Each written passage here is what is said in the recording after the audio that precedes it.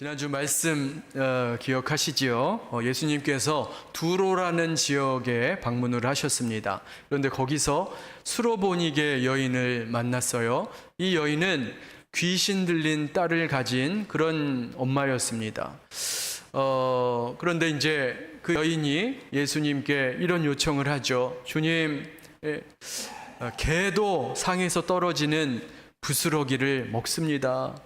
저 같은 참 보잘것없는 인생이지만 주님 나를 불쌍히 여겨주시고 우리 딸 좀 고쳐 주옵소서. 이렇게 자기 자존심 다 내려놓고 예수님께로 나와 무릎 꿇고 간청하였을 때 예수님께서 그 여인의 귀신 들린 그 딸을 고쳐주시고 뿐만 아니라 이 여인에게 내 믿음이 크도다, 그 여인의 믿음까지도 칭찬하셨던 것을 우리가 기억합니다. 자, 그렇게 예수님이 두로에서의 사역을 마치시고 이제 오늘 말씀에 보면 다시 갈릴리 지역으로 돌아오세요. 자, 그런데 돌아오시자마자 사람들이 예수님을 기다리고 있습니다. 예수님께로 황급히 사람들이 나오는데 한 사람을 데리고 오는 거예요. 그 사람은 어떤 사람이냐? 귀 먹고 말 못하는 사람을 데리고 와요. 그리고 예수님께 간청합니다. 안수해 주시고 치료해 주시기를 간청합니다. 그래서 이제 이 귀 먹고 말 못하는 사람을 고쳐 주시기를 이제 구하는 거예요. 이제 여러분 잘 아시지만 청각 장애인이라고 하죠. 청각 장애인들 사실은 귀를 못 듣는 것인데 듣지 못하니까 말을 배울 수가 없어서 이제 말도 같이 못하게 되는 이제 그런 장애입니다. 그런 장애를 갖고 있는 사람이에요. 제가 잘 아는 분 중에 장애인 복지로 유명한 그 전문가가 계신데 제가 그분하고 이런저런 대화를 하고 있었어요. 그런데 이제 그런 대화였어요. 장애 중에서 어떤 장애가 제일 힘들고 어려운 장애인가, 그런 이야기를 했는데 많이들 이제 보통 시각 장애인이 정말 힘들다 이런 이야기를 하시죠. 그런데 이제 그분은 또 청각 장애인도 그에 못지않게 굉장히 불편하고 어렵다 이런 말씀을 하시더라고요. 그러면서 저한테 이제 말씀을 하시는데 청각 장애인이 꿈속에서 들을 수 있을까요, 없을까요? 이제 그런 질문을 하시는 거예요. 꿈속인데 과연 꿈속에는 혹시 들을 수 있을까, 없을까? 이제 그런 질문을 하시는 거예요. 여러분 어떻게 생각하세요? 청각 장애인이 꿈속에는 들을 수 있을까요? 네, 그분 말씀이 없다는 거예요. 네, 꿈도 이분들은 꿈을 꿔도 꿈이 비디오만 있고 오디오는 없대요. 그냥 꿈이 나오는데 뮤트로 나오는 거예요. 그러니까 한 번도 들어본 적이 없기 때문에 꿈도 그냥 영상으로만 꾼다. 이제 그런 얘기를 하시더라고요. 그 이야기를 들으니까 야, 참 청각 장애인들이 참 힘들구나. 좀 짠한 마음이 들었습니다. 더군다나 예수님 당시의 사람들은 귀 먹고 말 못하는 사람들은 귀신 들림의 현상이다 이렇게 생각을 했어요. 그래서 이 사람들을 굉장히 천대하고 또 이렇게 멸시받는 그런 사회적 환경도 가지고 있었던 겁니다. 자, 이런 사람을 예수님이 데리고 이제 사람이 없는 한적한 곳으로 가세요. 그리고 거기서 어떻게 하시느냐? 자, 33절, 34절 말씀 같이 한번 읽겠습니다. 자, 시작. 예수께서 그 사람을 따로 데리고 무리를 떠나사 손가락을 그 양 귀에 넣고 침을 뱉어 그의 혀에 손을 대시니 하늘을 우러러 탄식하시며 그에게 이르시되 에바다 하시니 이는 열리라는 뜻이라. 예수님이 이제 하늘을 향해 탄식하신다. 그러니까 하나님께 기도하시는 거예요. 탄식하며 기도하시는데 또 그 다음에 외치시죠. 뭐라고 외치시냐? 에바다. 오늘 설교 제목이에요. 에바다. 이렇게 외치시는 거예요.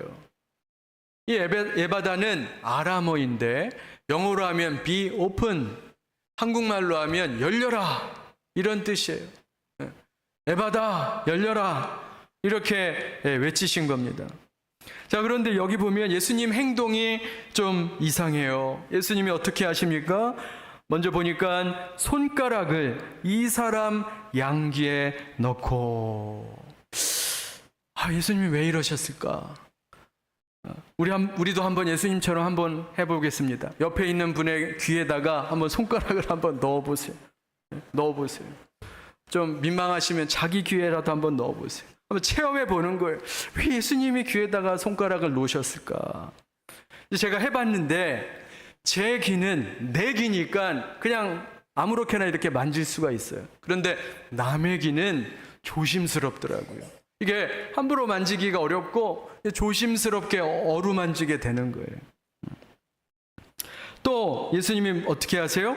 이번에는 침을 뱉어 그의 혈에 손을 대시며, 쉽게 말해서 저기다 침을 이렇게 뱉어갖고 그 사람 손을 이렇게 혀를 만지는 거예요. 이것도 한번 해볼까요? 이거는 상당히 어렵죠, 하기가. 네. 예수님이 왜 이런 행동을 하셨을까? 어떻게 보면 비위생적이고 지저분한 것처럼 보이잖아요. 그런데 왜 예수님이 이런 좀 이상한 행동을 하셨는가? 이게 그냥 즉흥적으로 아무렇게나 하신 행동이 아니에요. 예수님께서 하신 이 행동 속에는 의미가 있고 의도가 담겨 있습니다. 그래서 오늘 예수님의 이 행동 속에 담겨 있는 의미를 한번 살펴보고자 해요. 중요한 두 가지 의미가 있는데, 첫 번째는 이거예요.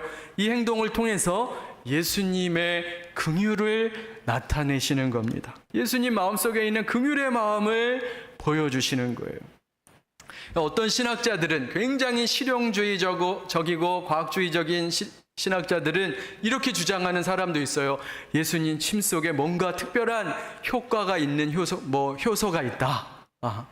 우리가 생물 시간에 배웠잖아요. 말타아제, 무슨 이런 효소가 있는 게 분명히 맞긴 한데, 우리가 이제 여름에 다 한번 경험해 보셨을 텐데, 여름에 모기가 많이 생기잖아요.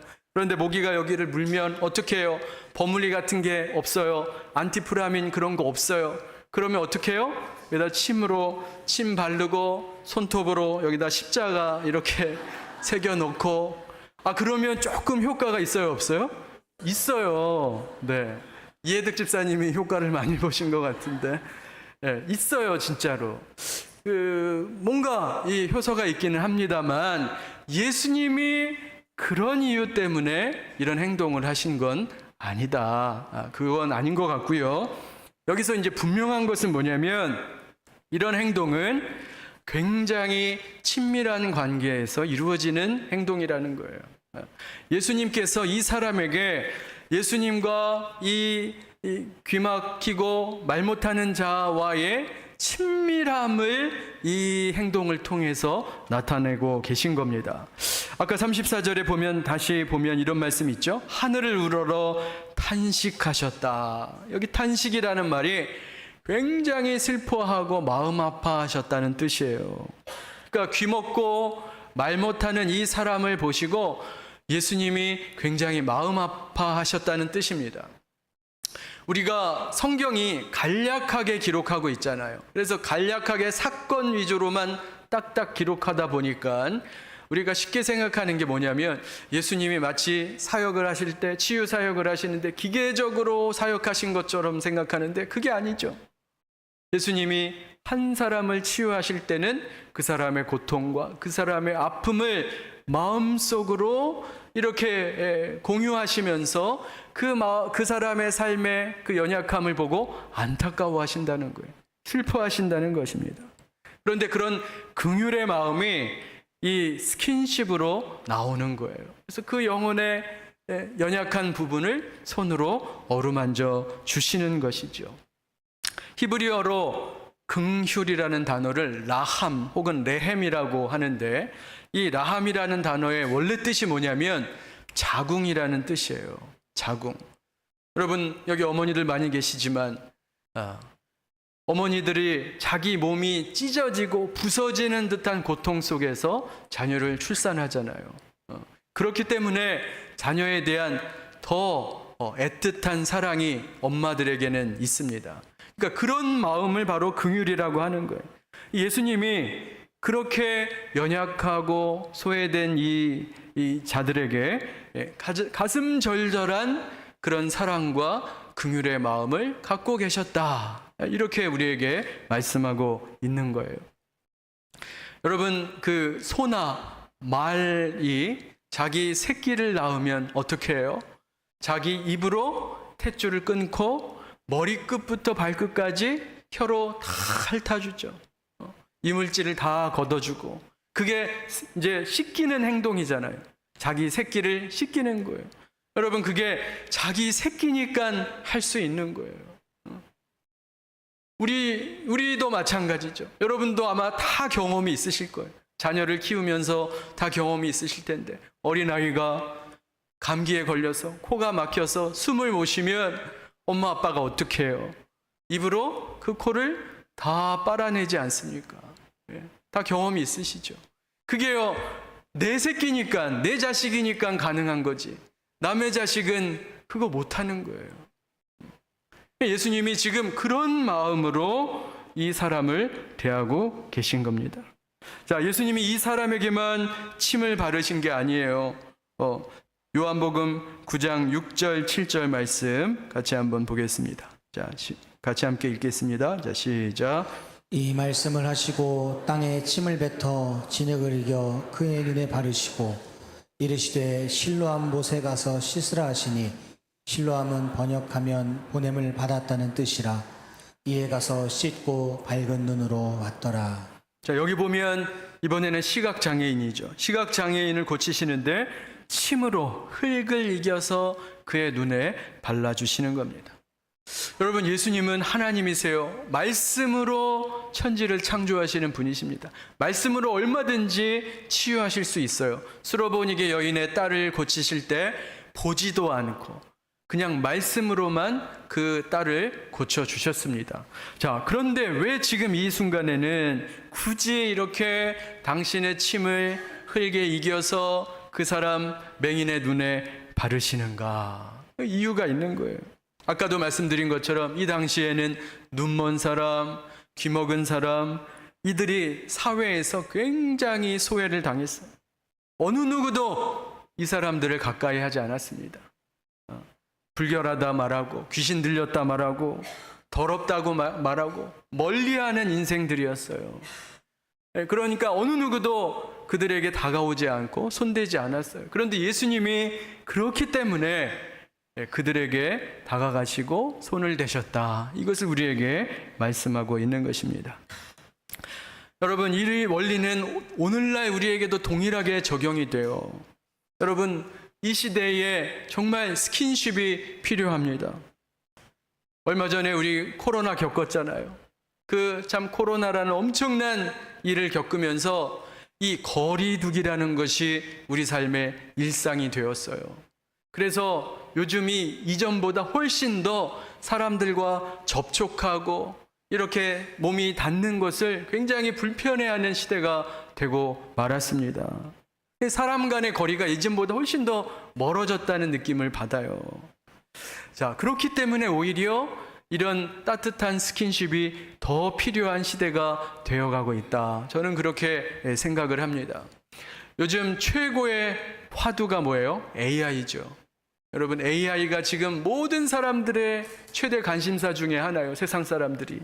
그래서 이제 모든 지식과 정보를 AI에게 묻는 시대가 되었다. 이렇게 말을 하고 있습니다. 그래서 생활 지식도 AI에게 묻고, 학교 공부도 AI에게 묻고, 심지어는 성경 지식도 AI에게 묻는 경우가 많다고 해요.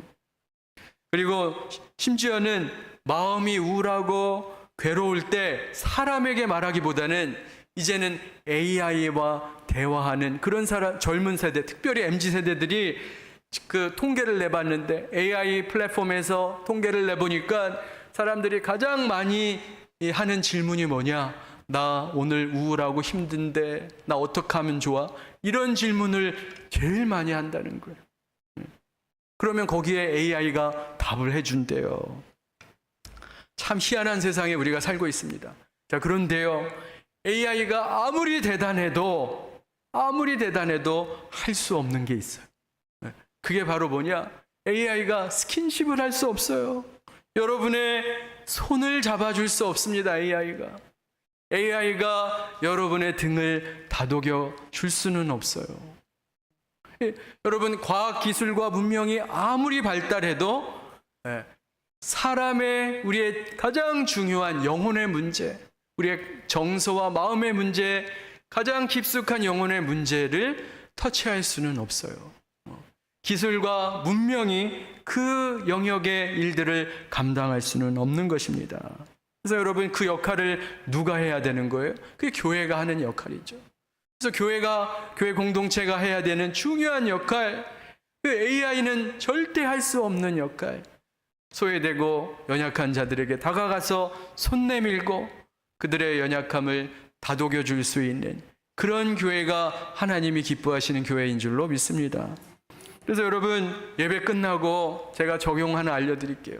인사하실 때 그냥 목례만 하지 마시고, 옆에 있는 인사하실 때 꼭 이렇게 손잡고 악수하시고 이렇게 인사하시면 좋겠어요. 특별히 우리 어르신들 보면 한번 꼭 가서 손잡아 주시고, 또 가능하시면 이렇게 허깅도 해주시고, 이런 모습이 하나님이 기뻐하시는 교회의 모습인 줄로 믿습니다. 그게 이 시대가 필요한, 이 시대가 요구하는 교회의 사명이에요. 자, 그래서 예수님이 이 우리에게 보이는 좀 이상하게 보이는 이 행동을 통해서 예수님의 긍휼, 그 예수님의 긍휼의 마음을 나타내셨다. 두 번째로 예수님이 이 행동을 통해서 보여주시는 건 뭐냐? 예수님이 그리스도, 메시아이심을 나타내시는 겁니다. 우리 이사야서 35장 5절 6절 말씀 함께 읽겠습니다. 5절 6절. 자, 시작. 그때 맹인의 눈이 밝을 것이며 못 듣는 사람의 귀가 열릴 것이며 그때 저는 자는 사슴같이 뛸 것이며 말 못하는 자의 혀는 노래하리니 이는 광야에서 물이 솟겠고 사막에서 시내가 흐를 것임이라. 이 말씀은 선지자 이사야가 예수님 오시기 전 BC 700년 전에 한 예언의 말씀이에요. 뭐에 관한 예언인가? 메시아 예언이라고 하는데, 메시아가 이 땅에 오시면 광야에서 물이 솟고 사막에 시내가 흐르고 이런 엄청난 변화가 일어난다는 거예요. 그럼 여기서 말하는 물은 뭡니까? 생명을 의미하는 거예요. 생명. 제가 여러 번 말씀드렸죠. 이스라엘, 인간이 지은 죄 크게 두 가지가 있는데, 첫 번째는 생수의 근원 대신, 생명의 근원 대신 하나님을 버린 것과, 두 번째는 생수의 근원 하나님을 버리셨으니까 내가 스스로 생수를 만들어야 되잖아요. 그래서 스스로 웅덩이를 만들어서 거기에 물을 채워 넣었는데 이 웅덩이가 깨진 웅덩이에요. 그러니까 아무리 물을 채워도 그 웅덩이에 채워지지가 않는 거예요.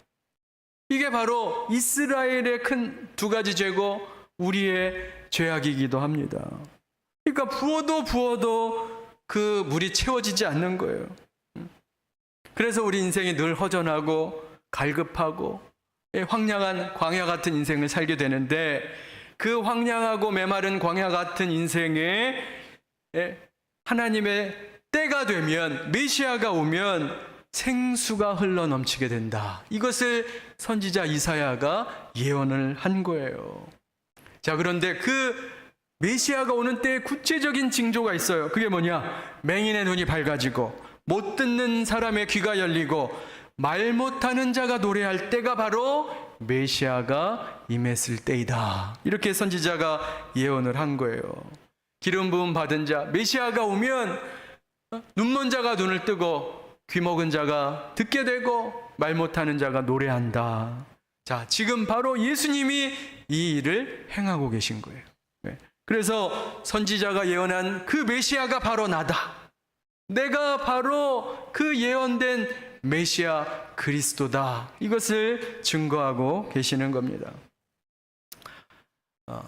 그런 내용들이 굉장히 복음서에 많은데 시각장애인이 보게 되는 사건도 기록되어 있어요. 요한복음 9장 6절 7절 같이 한번 읽겠습니다. 자, 시작.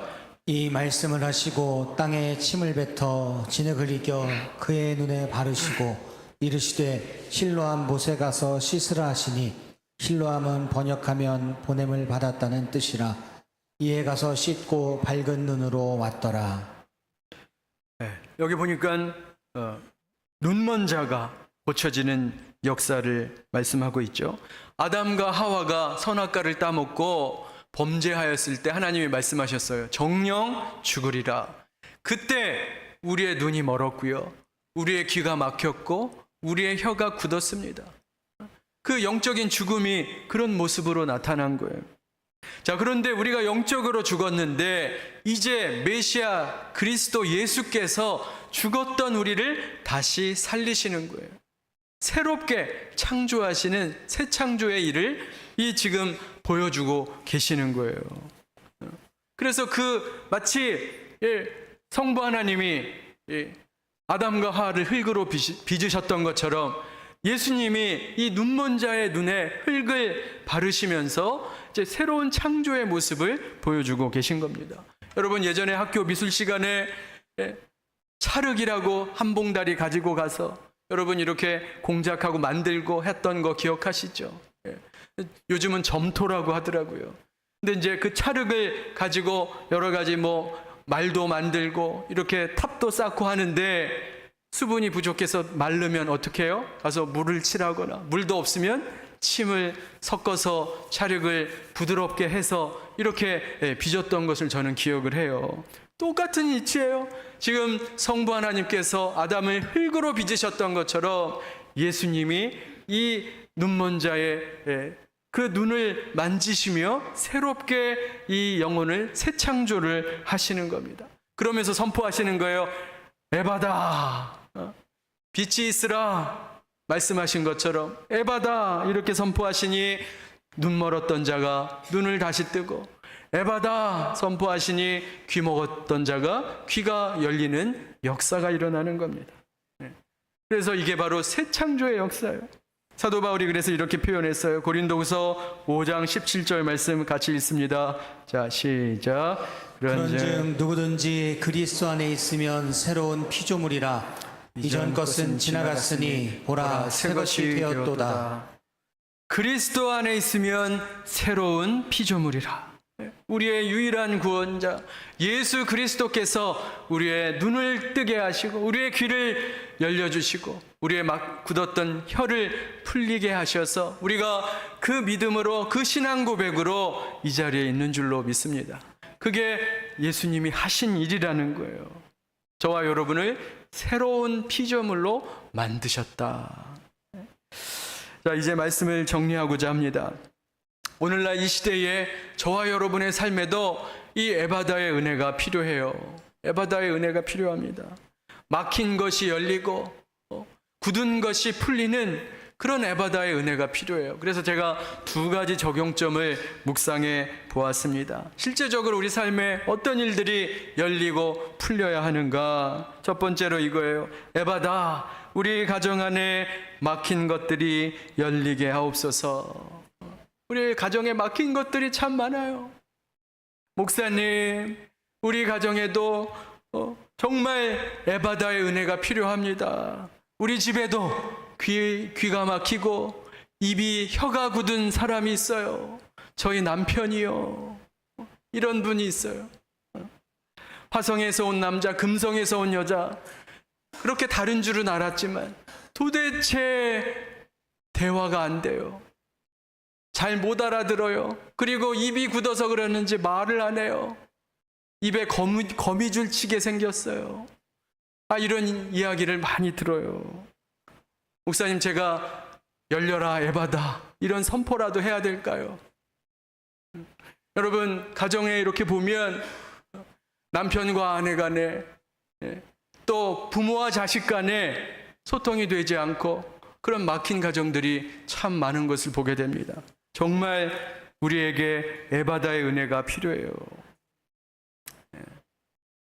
그래서 여러분 정말 한번 선포해 보세요. 집에 가서 우리 가정 속에 에바다 열리게 하여 주옵소서. 막힌 것들이 뚫어지게 하시고 서로 간에 대화가 되게 하시고 영적으로 통하게 하시고 그런 은혜가 필요해요.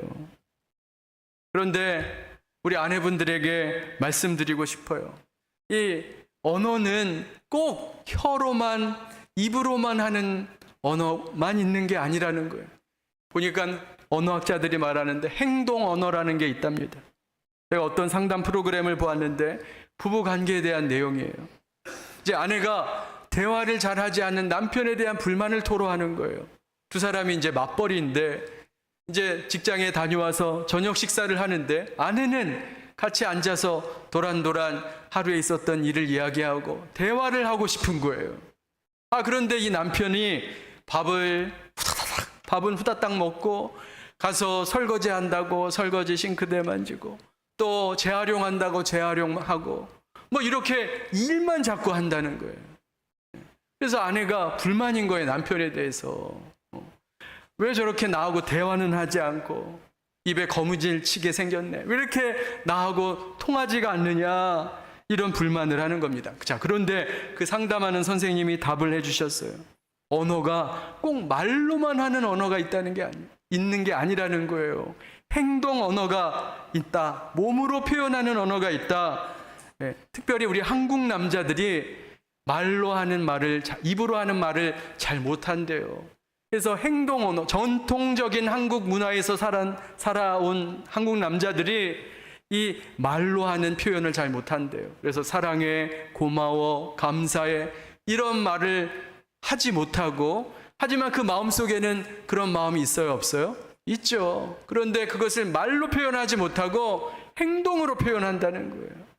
그래서 괜히 가서 안 하던 설거지도 하고 안 하던 청소도 하고. 여러분, 우리 아내분들 그런 남편의 모습을 보면 남편이 나에게 사랑해, 고마워 이렇게 말하는구나 깨달으시는 역사가 있기를 바랍니다. 그게 바로 믿음의 눈이에요.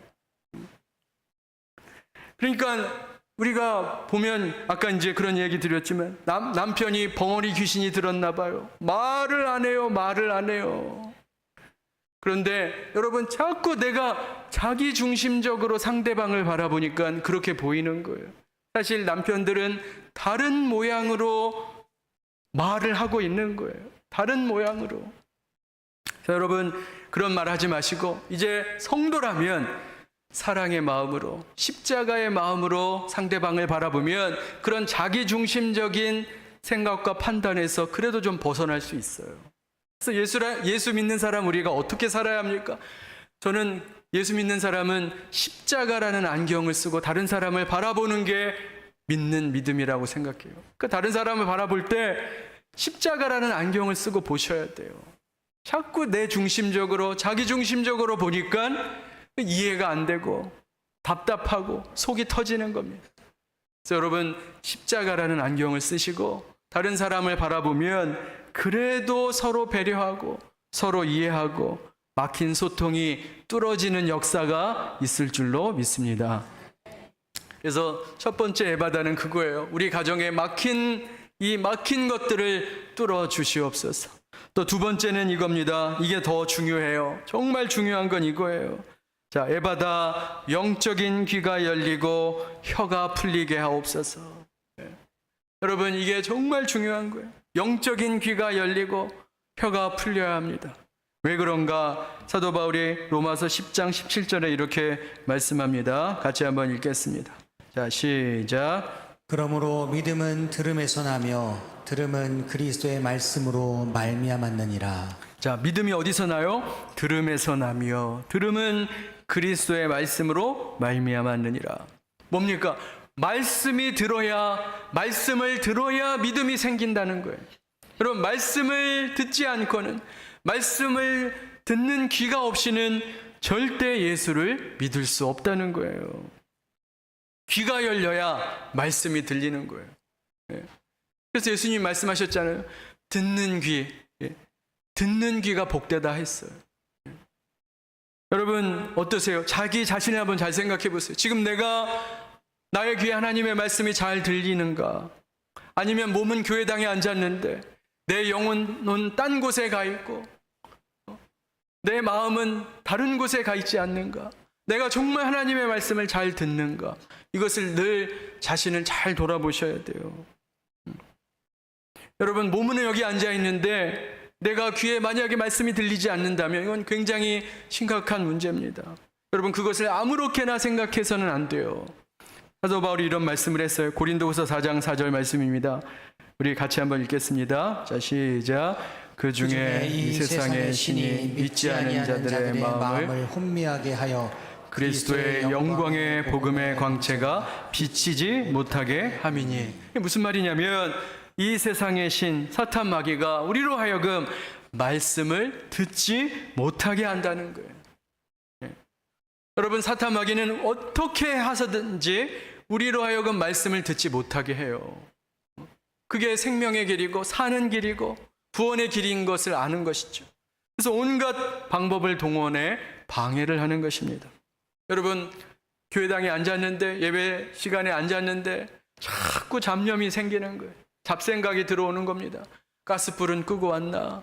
내일 약속은 어떻게 하지? 뭘 먹을까? 이번 휴가 기간에는 뭘 할까? 온갖 잡생각이 내 속에 들어오는 거예요. 여러분, 그것을 아무렇게나 여기지 생각하지 마시라는 거예요. 그때 정말로 그 마음속에 에바다라고 선포하세요. 에바다라 선포하세요. 에바다, 귀를 열어 주옵소서. 말씀을 듣지 못하도록 내 마음과 생각을 방해하는, 그런 혼미하게 하는 악한 영들이 있다면 예수의 이름으로 명하노니 물러갈지어다. 이렇게 선포하셔야 돼요. 말씀을 듣는 귀가 굉장히 중요한 겁니다.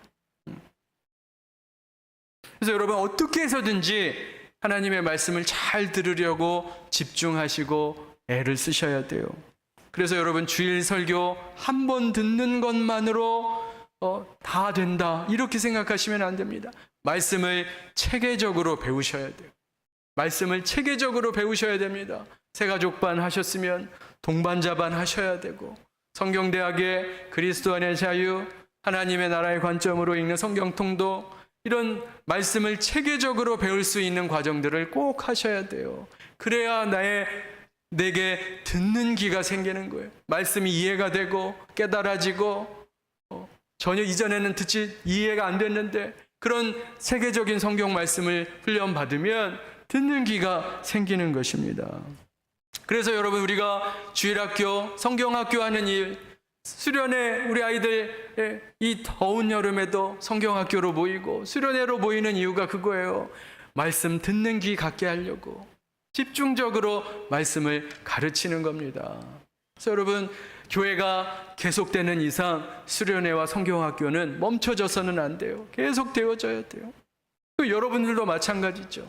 여러분들도 말씀을 체계적으로 배우고 깊이 있게 배우는 일에 참여하셔야 돼요. 그래서 성경 공부하시고 양육을 잘 받으시기 바랍니다. 물론 교회 처음 나오신 분들 계시잖아요. 그런 분들은 지금 말씀이 잘 안 들어올 수 있어요. 저게 무슨 소린가? 성경 이야기가 낯설고 어색한 분들도 계실 겁니다. 그런데 여러분, 포기하지 마세요. 그리고 말씀의 자리에 계속 나오시기 바랍니다. 그러다 보면 어느 순간에 하나님이 역사하시고 성령께서 역사하시면 내 속에 듣는 귀가 생겨요. 말씀이 들리는 거예요. 말씀이 들리면 그때 내 마음속에 믿음의 역사가 일어납니다. 그 말씀이 믿어지고 예수의 십자가가 내 마음에 경험되어지고 하나님의 사랑이 우리 마음에 폭포수같이 부어지는 줄로 믿습니다. 그래서 여러분, 이 듣는 귀를 위해서 기도하셔야 돼요. 그래서 저는 늘 기도합니다. 그래서 제가 설교 전에 기도할 때 항상 듣는 자나 전하는 자나 주의 영으로 하나 되게 하시고 듣는 귀를 주옵소서, 이렇게 기도하는 이유가 거기에 있어요. 그래서 여러분, 제가 항상 제일 많이 기도하는 기도의, 성도들을 위해서 기도하는 기도의 내용 중에 이거예요. 주님 말씀하셨죠. 귀 있는 자는 들을지어다. 귀 있는 자는 들을지어다. 그 들을 수 있는 귀를 우리 성도들에게 허락하여 주옵소서. 말씀이 들리는 역사가 있게 하여 주옵소서. 그래서 듣는 귀를 주시고 또 그 마음속에 믿어지는 구원의 역사를 허락하셔서 정말로 하나님의 사랑과 십자가의 도가 그 마음에 새겨지게 하여 주옵소서. 이런 기도를 하는 것입니다. 그렇게 되면 어떤 일이 벌어지는지 아세요? 마음에 믿어지고요, 귀에 말씀이 들려오고 귀가 열리면 마음에 그 하나님의 말씀이 믿어지고, 그리고 내 혀가, 굳어진 혀가 풀어지는데, 여기 보니까 이 사람이 혀가 풀어지고 제일 먼저 한 게 뭐예요? 예수의 그 복음을 전하는 겁니다. 예수님이 나의 삶에 이렇게 역사하셔서 내 인생이 바뀌었습니다. 이것을 전하는 모습을 보게 되는 거예요. 바라기는 한 주간도 우리 삶에 이 에바다의 은혜가 넘쳐서 여러분의 가정에 막힌 것들이 열리고, 여러분의 삶 속에 또 뚫어져야 할 귀들이 열리고, 굳어진 혀가 풀리는 놀라운 은혜를 경험하셔서 여러분의 삶이 예수 그리스도의 사랑에 흠뻑 그 마음에 경험하시고, 또 그 사랑을 전하시는 저와 여러분의 삶이 되시기를 주님의 이름으로 축원합니다. 기도하겠습니다. 하나님 아버지, 에바다의 은혜가 저희들의 삶에 필요한 것임을 다시 한번 깨닫습니다. 주님, 에바다 선포하셨을 때 막힌 귀가 열리고 굳어진 혀가 풀렸던 것처럼 오늘 우리의 삶에도 그 은혜가 있게 하여 주옵소서. 우리 가정 속에 막힌 관계가 있습니까? 아버지여, 성령께서 그 막힌 관계 풀어주시고, 또 우리의 삶에 여전히 하나님의 말씀이 믿어지지 않는 그런 영혼이 있다면 주여 듣는 귀를 주셔서 주의 말씀이 들리고 깨달아지고 내 마음에 믿어지는 에바다의 은혜가 있게 하여 주옵소서. 한 주간도 그 은혜로 살게 하시고, 내가 누린 하나님의 사랑, 십자가의 은혜를 아버지여 전하고 증거할 수 있는 우리의 삶이 되게 하여 주옵소서. 예수님의 이름으로 기도하옵나이다. 아멘.